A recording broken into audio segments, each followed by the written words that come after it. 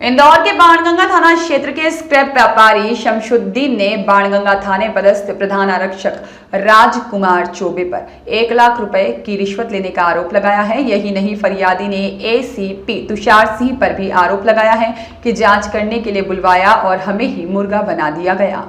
दरअसल पूरा मामला इंदौर के बाणगंगा थाना क्षेत्र का है। यहाँ फरियादी शमशुद्दीन द्वारा स्क्रैप का काम किया जाता है।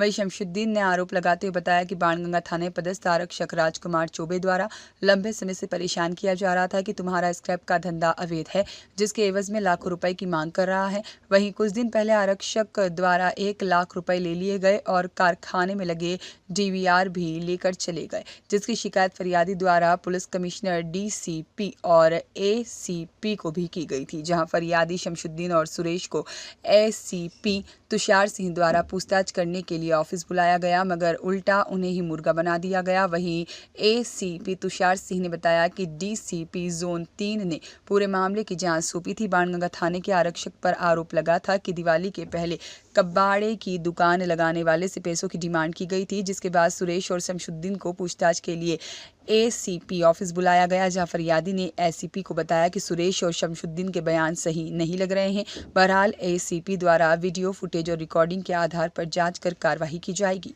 आज आप लोग यहाँ पर आए थे जी, पुलिस अधिकारी से मिले थे, एक ज्ञापन भी दिया था। क्या कुछ शिकायत है आपकी? किसके खिलाफ शिकायत है? ये राजकुमार चौबे साहब के खिलाफ शिकायत है और पहले भी यहाँ पे हम आवेदन दे के जा चुके हैं और संतोष सिंह साहब के वहाँ भी आवेदन दिया है, उनसे भी मिले हैं, उनने भी आवेदन लेके रख लिया है। अभी तक कोई कार्रवाई नहीं हुई सर। और जब ये केस के लिए हमको वहाँ सयुक्तागंज भेजा गया तो वहाँ हमारे साथ अभद्र व्यवहार किया गया है। क्या किया गया? भाई हमारे बयान के लिए बुलाया गया तो आप बोले कि आप झूठी शिकायत कर रहे हो, आपने कोई पैसा नहीं दिया 1 लाख रुपया, और उसके बाद हम दोनों को मुर्गा बनाया गया। किसने बनाया था मुर्गा? जो साहब ने बयान लिए तो ये सयुक्तागंज तुषार सिंह साहब। अब क्या करेंगे आप लोग? आपका सर अब मैं ज़्यादा परेशान हो चुका हूँ, अब मेरे पास कोई रास्ता नहीं है। मैं तो आप लोगों के पास इंसाफ मांगने आया था। आप भ्रष्टाचार को बचा रहे हो, हमारे को इंसाफ कौन देगा? हम तो आप लोगों के भरोसे हैं। अब मेरे शिकायत सर अवैध वसूली 1 लाख रुपये मैंने खुद ने दिया है जी।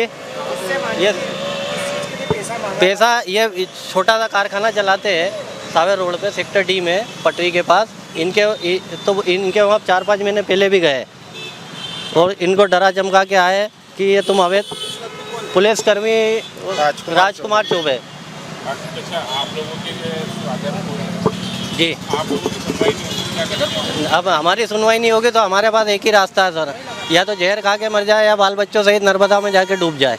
इसके अलावा कोई हमारे पास रास्ता नहीं है। इतनी शिकायत होने के बाद हमारी कहीं सुनवाई नहीं हो रही तो अब क्या करेंगे?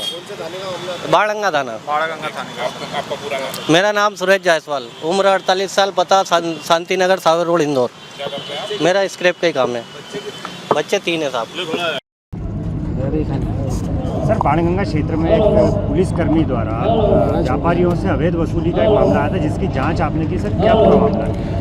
ये एक जांच DCP जोन 3 साहब द्वारा मुझे दी गई थी, जिस पर कि एक आरोप लगा था एक बाणगंगा के आरक्षक पर कि उनके द्वारा दिवाली के पूर्व कुछ एक कबाड़ी वाले के जो शॉप होती है वहाँ पे जाके कुछ अवैध पैसों की मांग की गई थी, जिसकी जांच के लिए उन सब के कथन लिए गए हैं, जिस पर उसके द्वारा बताया गया कि उसने पैसे नहीं दिए, उसने अपने 2 मित्रों के माध्यम से पैसे दिलवाए हैं।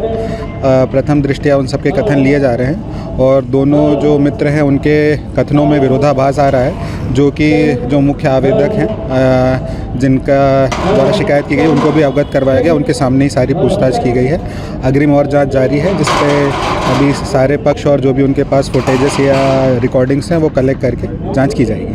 सर, फरियादियों द्वारा बताया गया है कि आपके द्वारा जब जांच की गई उन्हें मुर्गा भी बनाया गया है, ऐसी कोई बात भी सामने आई? फरियादियों द्वारा झूठ बोला जा रहा है। उनके द्वारा जो जिनके मुख्य फरियादी द्वारा जिनसे पैसे दिलवाने की बात कही गई है, तो दोनों के कथनों में संपूर्ण विरोधाभास है, जिसका पूरा रिकॉर्डिंग भी है और फरियादी के सामने ही वो पूरा काउंटर करवाया गया है, जिससे फरियादी को भी समझ में आ रहा है कि जो दोनों लोग पैसे देने की बात कह रहे हैं तो एक कुछ और कह रहा है और एक कुछ और कह रहा है, तो दोनों को वहाँ खड़ा रखा गया था और काफ़ी उनसे सघन पूछताछ की गई थी।